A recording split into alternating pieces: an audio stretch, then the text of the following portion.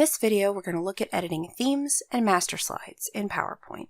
So you found a theme you want to use, but there's an element about it that you would like to change without having to change that thing in every single new slide you create.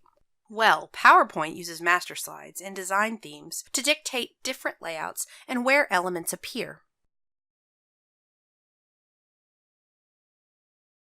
Once you've chosen a pre-existing theme to work with, you can see the layouts provided.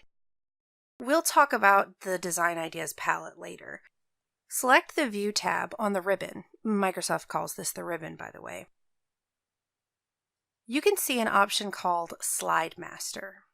Hovering with your mouse gives you this description. Master slides control the look of your entire presentation, including colors, fonts, backgrounds, effects, and just about everything else. Perfect.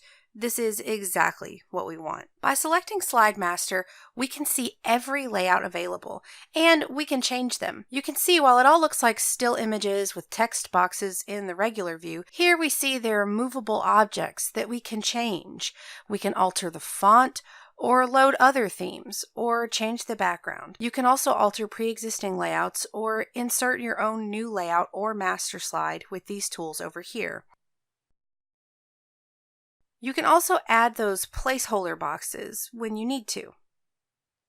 To return to non-master view, you just click this red X. Well, I hope you learned something helpful. Be sure to like the video if you did, leave a comment if you have more tips or your own questions, and subscribe for more content like this. Till next time, guys. Catch you on planning.